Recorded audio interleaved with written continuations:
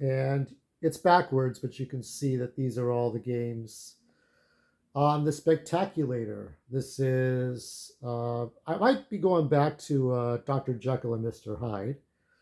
This is 48K basic. Let me see. But some of the ones I liked, I'll tell you right now.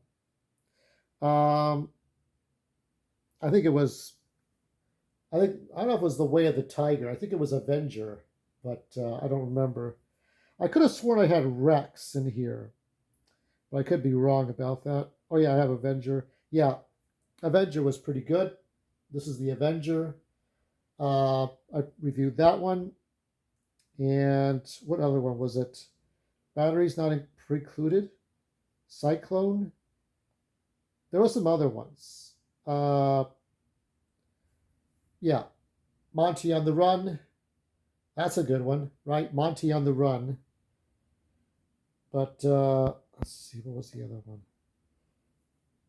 Revolution, Starquake.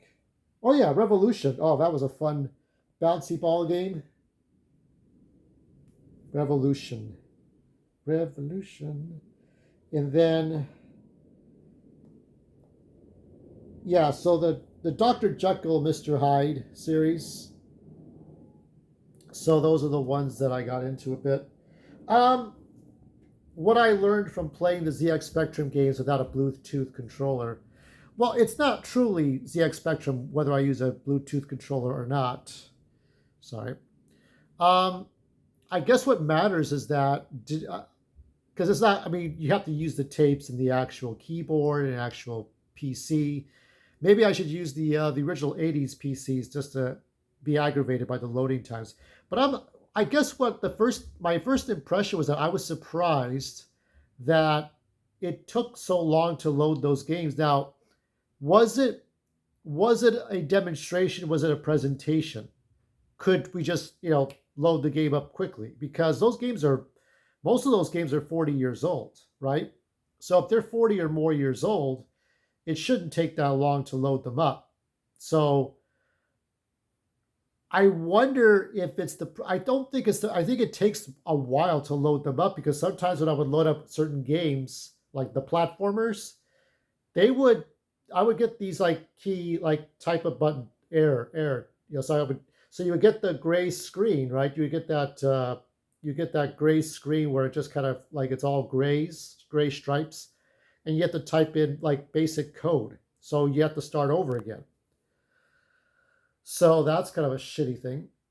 And it's just getting some games are just about like with Wizard's Lair getting food, right? You have to get food. Now, some other games, I think the other one I played, I'm not sure which one it was. You're the guy exploring the Metroidvania. That was a good one because you got to fire on top of that. So you're not, from what I can see from the Spectaculator, you're not going to see Rareware games. You're not going to see any license. No Kenny Daglish's soccer. You have to get emulations for those. Now, what I may try doing tonight, if not tonight, Monday, but there's no real pressure to do this. I may try to get Bear and Bird to work. It's a run game, so I don't need to emulate anything. I just run the game. But I think I need a laptop to do that. I will not be able to do it uh, on a tablet or phone or any kind of handheld. So it needs to be on a keyboard. I'm going to see if I can do that. If it cannot be done, then for right now, I played all the Spectrum games I need to be playing. There are add-on packs, but I think I'd want to take about a week off. Then I'll do a poll and see which one of those packs you would want me to play. If nobody votes for fuck all, then I won't be playing anymore. I'll just be playing whatever I've got. Because with the Spectrum, it's different, right? So I classify this to be the Atari 5200, somewhere between what the Atari 2600 was and the NES. Because a lot of those games uh, you can't play world music and special and sound effects. It has to be one or the other. So you either have, I think Kali UK played a racing game where you had music da da da da da da da da da da da da da da da da da, right? And it was racing, right?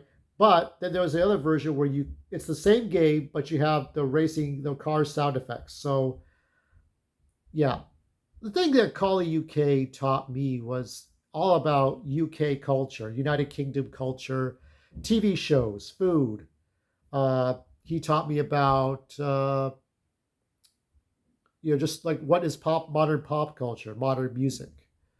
What do Londoners listen to? What do the British listen to? Right?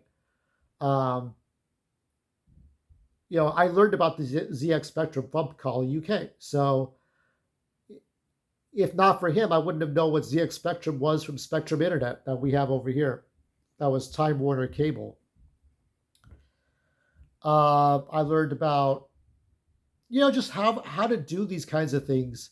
Now, Vinesauce is sort of the high maintenance version where he's a musician and he's way more famous than either one of us. Okay, but he has like thousands of fans and hundreds of comments and tens of thousands of views, and he does about the same thing.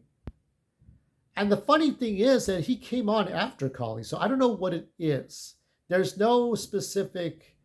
We could dismiss and say, why don't we get views based on, well, we don't have enough people, or we don't have enough comments, or we don't have enough shares, or maybe it's low lighting, or maybe it's not I don't have a microphone.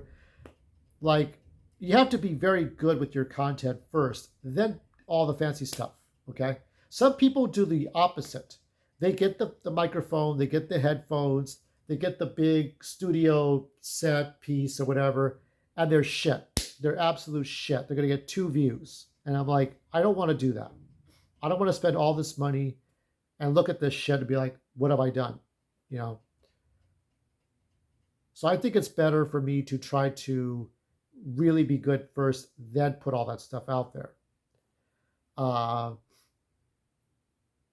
If somebody really suggested it, but I don't have all this money to spend on high-end microphones, just something that I can afford. That means I could go to Best Buy or Target, and on a good bargain, I could get something, right?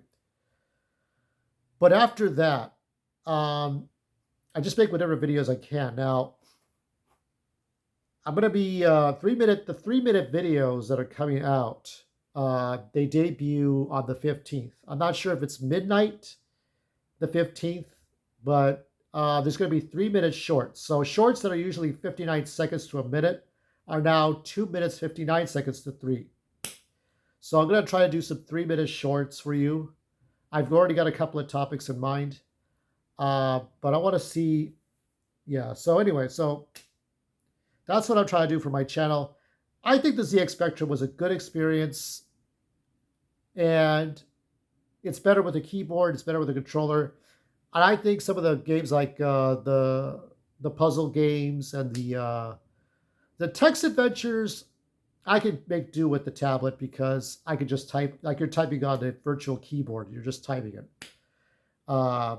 So that's the one I like. Dr. Jekyll and Mr. Hyde. It's Halloween season. I may do some more videos of just that game.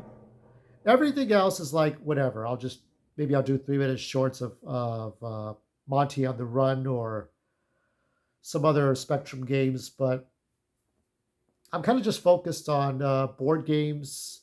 I'm doing a board game here that you can kind of see, but I'll explain that more in detail. It's a Zelda game that I had to finally perfect that spans about 4 or 5 board games.